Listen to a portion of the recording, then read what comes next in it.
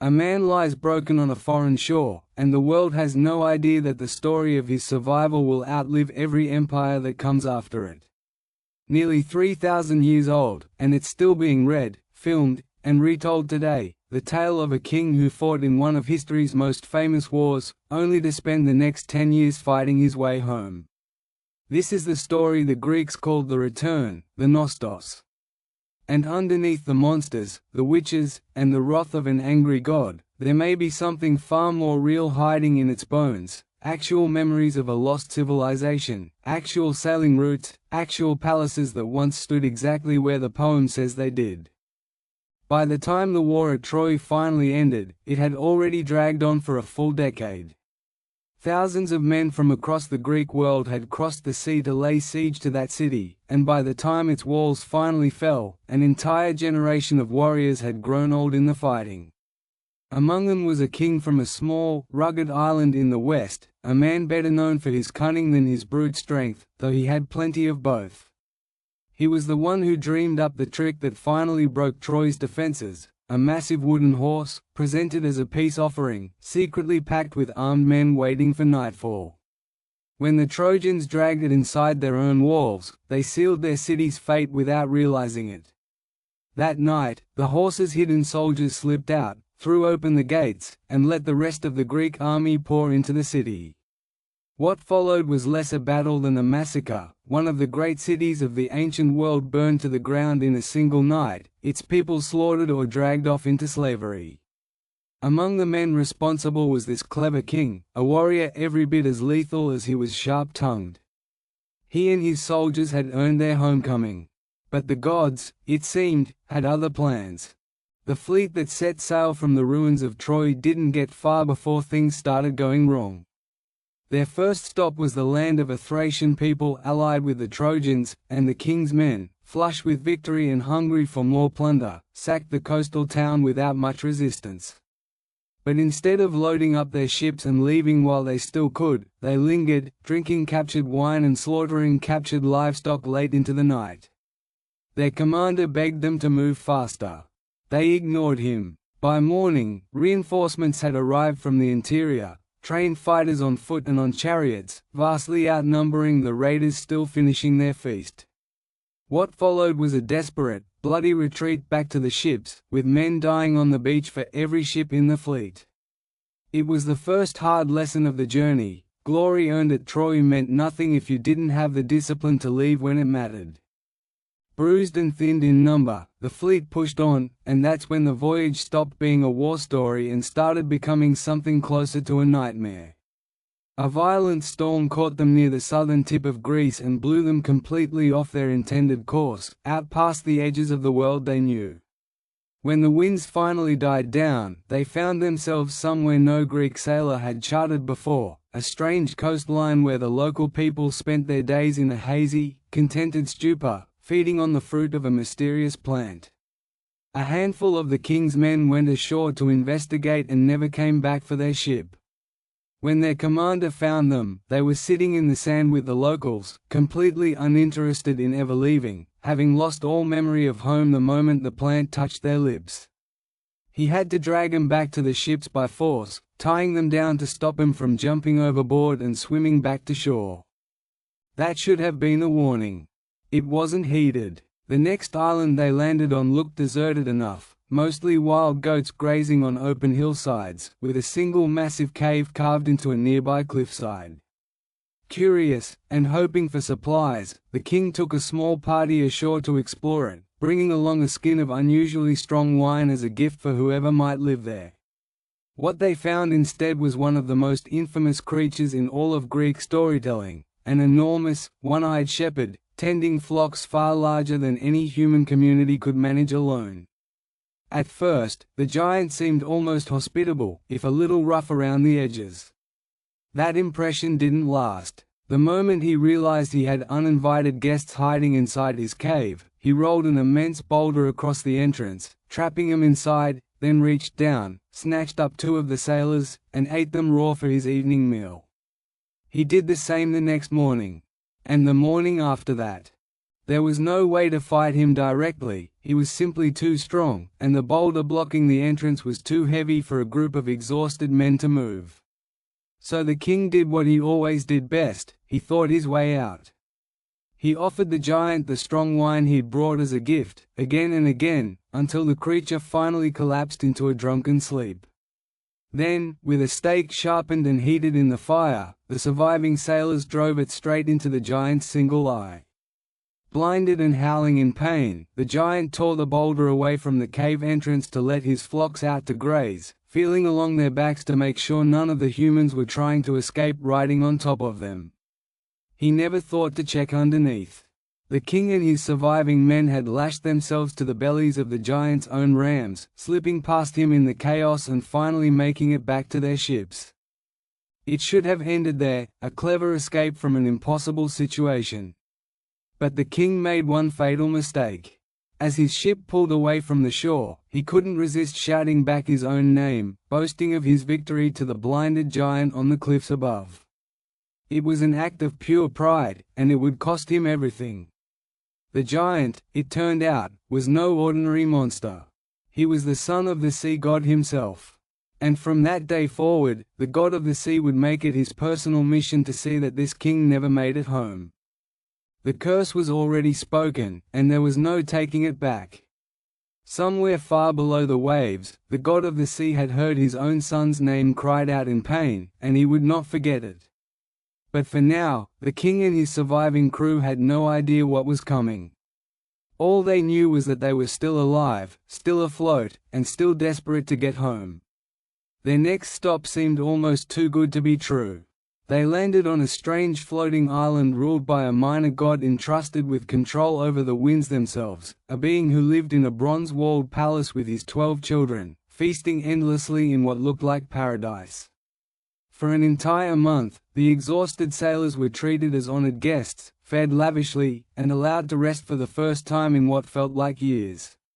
When it finally came time to leave, their host offered them a gift beyond value. He gathered every dangerous wind in the world into a tightly bound leather sack, leaving only the gentle western breeze to guide their ship safely home. He handed the bag to the king personally, with one condition. It was never, under any circumstances, to be opened. For 9 days, everything went perfectly. The gentle wind pushed them steadily westward, and on the 10th day, the shores of home finally came into view, so close the sailors could make out smoke rising from familiar hearths. Exhausted after 9 sleepless nights personally guiding the ship, the king finally allowed himself to rest, trusting his crew to hold the course for the last few hours. That was his mistake. His men had been watching that mysterious sack the entire voyage, whispering among themselves that it must be filled with gold and treasure their commander was keeping for himself. The moment he closed his eyes, they crept over and untied it. What poured out wasn't treasure. It was every hurricane and storm wind in the world, released all at once, howling with fury as it tore the ship backward across the sea. By the time the king woke to the chaos, his homeland was already vanishing behind them again, swallowed by the very winds meant to carry him there. Humiliated and desperate, the king sailed back to the floating island to beg for help a second time.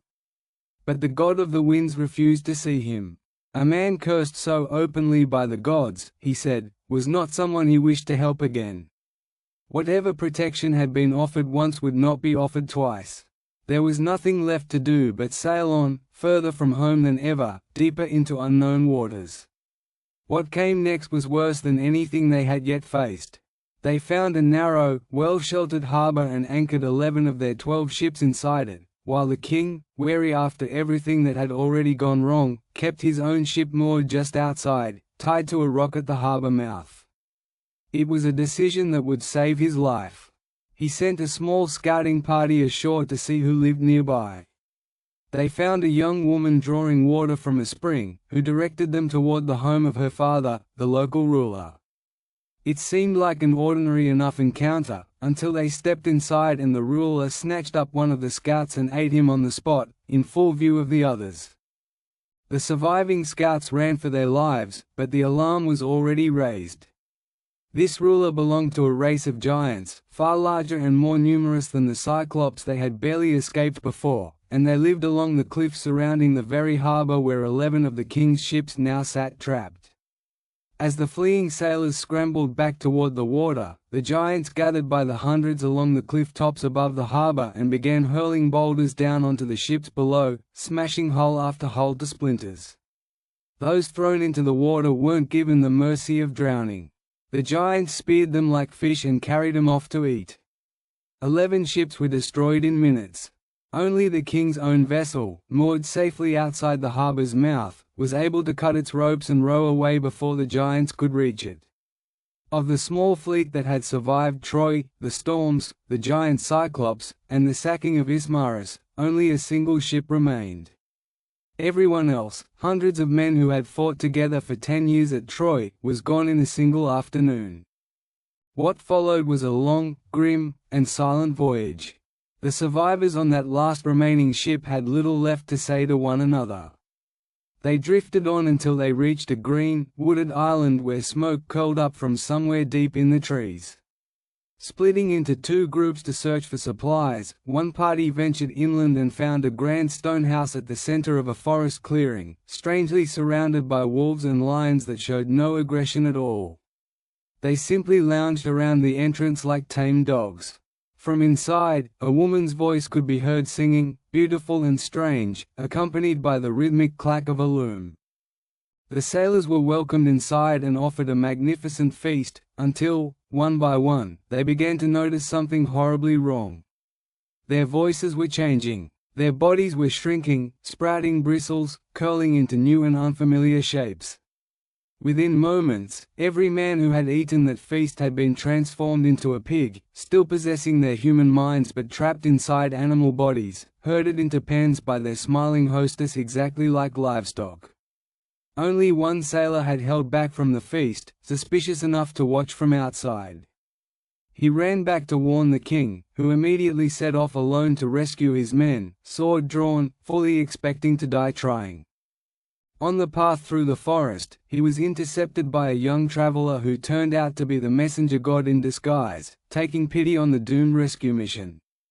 The god handed him a rare protective herb, warning him exactly what to expect and how to counter the witch's magic. Thanks to that gift, when the enchantress offered him her cursed feast, her spell simply failed to take hold.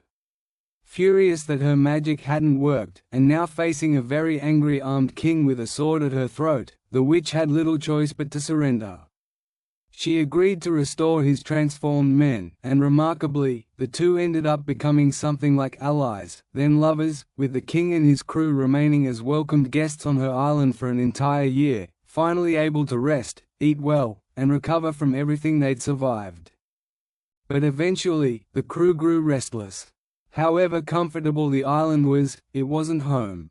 When the king finally asked his host for a way forward, she gave him news that chilled every man on the ship. Before they could return to their own world, they would first have to sail to the very edge of it, to the land where the sun never rises, and descend into the realm of the dead itself to seek guidance from a prophet who had died generations before.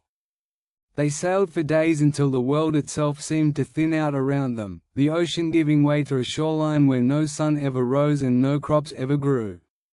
Here, following the witch's exact instructions, the king dug a pit in the earth and poured offerings of milk, honey, wine, and blood into it, calling out to the spirits of the dead. What answered was not one voice but thousands, a great swarming crowd of the departed, drawn by the scent of fresh blood, desperate for a chance to speak once more with the living. The first spirit to approach was one the king never expected, and never wanted, to see. It was his own mother, who he hadn't even known had died, worn down by grief during his long absence. 3 times he tried to embrace her. 3 times his arms passed straight through her, closing on nothing but empty air. She explained, gently, that this was simply the nature of the dead. No matter how much love remained, the body was gone, and only the shade of a person could linger here. He learned, too, that his father, still alive, had abandoned the comforts of the palace entirely, retreating to a simple hut in the countryside to grieve in isolation, sleeping on the bare ground rather than in a proper bed, as if punishing himself for his son's disappearance. Next came a familiar face from the war, the supreme commander of the entire Greek army at Troy, once the most powerful king in the Greek world. In life he had commanded 1,000 ships. In death, he was just another miserable shade, and his story was a warning wrapped in tragedy. He explained that upon finally returning home after 10 long years, his own wife had welcomed him with a lavish feast, then had him murdered in his bath alongside his men, working together with the lover she had taken in his absence. It was, he said bitterly, the ultimate betrayal, made worse by the fact that everyone had assumed his wife, of all people, would remain loyal. He warned the king in front of him against making the same mistake, against trusting too easily, against announcing his return too openly before knowing exactly what waited for him at home. It was advice that would shape everything the king did in the final act of his journey. Before fading back among the countless dead, one more shade approached, a friend from the war, perhaps the single greatest warrior who had ever fought at Troy, killed there in his prime, forever remembered in songs of glory. The king tried to comfort him, calling him blessed among the dead, a ruler even in the underworld given his legendary status in life. The warrior's response was blunt and startling. He would rather be a landless servant working for the poorest farmer alive than reign as king over every soul in this lifeless realm. Glory, it turned out, meant nothing once you were actually dead. Any life, however humble, was better than this. It was one of the most human moments in the entire story, a legendary hero admitting that the fame he'd traded his life for now felt like a hollow, empty bargain. Having learned everything he needed, the king sailed back from the edge of the world, and the voyage grew stranger still. His next challenge came from creatures whose voices alone could kill, beautiful singers whose songs promised secret knowledge and total devotion, luring sailors to steer their ships straight onto the rocks where their bones now lay scattered by the hundreds. Warned in advance, the king had every one of his men plug their ears with wax, but his own curiosity got the better of him. He ordered his crew to bind him tightly to the mast instead, forbidding them from releasing him no matter how much he begged, so that he alone could hear the forbidden song and live to describe it. As the ship passed the rocks, the song began, and it was more beautiful and more seductive than anything the king had ever heard, promising him wisdom beyond any mortal's reach if only he would come closer. He thrashed against his bindings, screaming at his crew to set him free, but every man had his ears sealed shut, deaf to his pleading. They simply rowed harder, exactly as instructed, until the deadly voices faded into the distance behind them and the danger had passed. There was barely time to recover before the next danger arrived. Ahead lay a narrow strait, and the king faced an impossible choice between two horrors positioned on opposite sides of the passage. On one side lurked a six-headed monster living deep inside a cliffside cave, each head able to snatch a sailor straight off the deck of a passing ship. On the other side churned a monstrous whirlpool, powerful enough to swallow an entire vessel whole. There was no way through without a cost. Following the advice he'd been given, the king chose to steer closer to the six-headed monster, accepting the loss of a handful of men rather than risk losing the entire ship and crew to the whirlpool. It worked, in the most brutal sense of the word. As the ship passed close to the cliffs, 6 long necks shot down from the cave and snatched 6 sailors straight off the deck, screaming as they were carried away. The rest of the crew, horrified but unable to help, could only keep rowing, watching their friends disappear into the monster's lair while the ship itself sailed on, intact but forever changed by what they'd just witnessed. Battered and grieving, the survivors finally reached one last island, a peaceful green pasture where the sacred cattle of the sun god grazed undisturbed. The king had been warned in the underworld and warned again by the witch. Whatever happened, however desperate they became, his men were never to touch those cattle. For weeks they held to that promise, living on meager rations while storms trapped them on the island far longer than anyone expected. But eventually, with supplies gone and starvation setting in, the king's exhausted crew broke their oath while he slept, slaughtering several of the sacred cattle and feasting on the forbidden meat. The consequences were immediate and absolute. The sun god was so enraged that he threatened to abandon the sky entirely and shine instead in the underworld unless he received justice. The king of the gods had no choice but to comply. The moment the ship finally sailed away from that island, a sudden violent storm shattered it apart with a single bolt of lightning, killing every man aboard except the king himself, who clung to broken wreckage as the sea around him churned with the bodies of the last men who had sailed with him from Troy.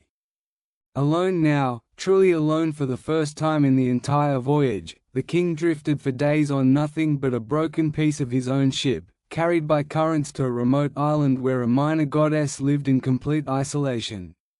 She took him in, and though she treated him well in her own way, she had no intention of ever letting him leave. He remained trapped there for 7 long years, offered immortality itself if he would simply agree to stay by her side forever.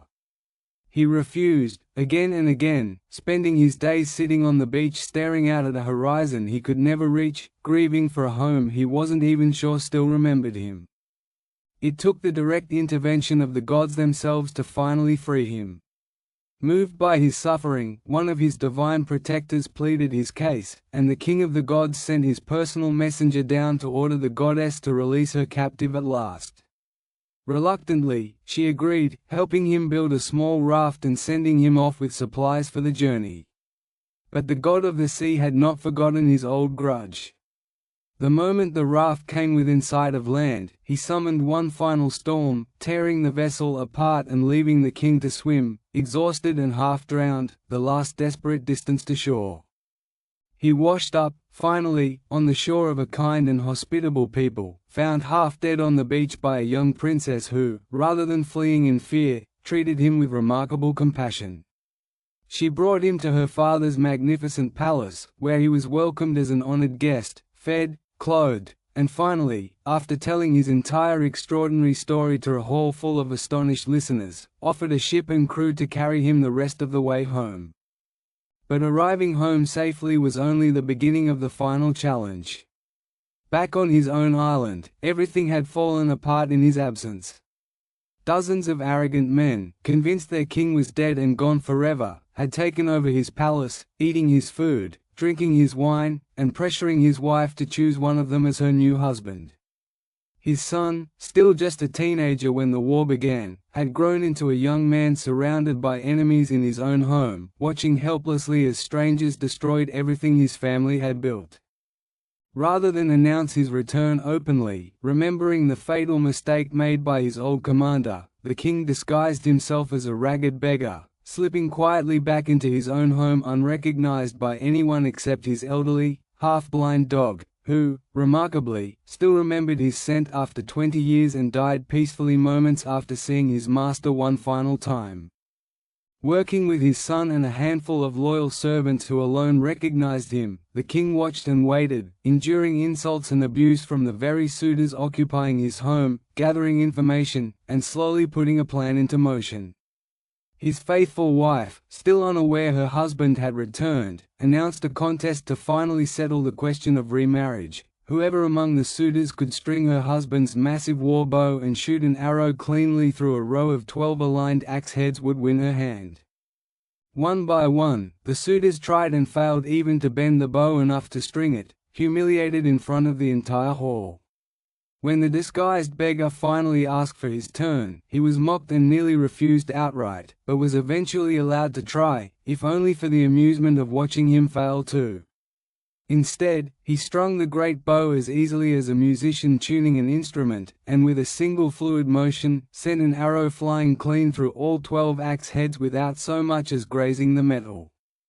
20 years after he first sailed away to fight in the war that would define his entire life, the king was finally, truly home.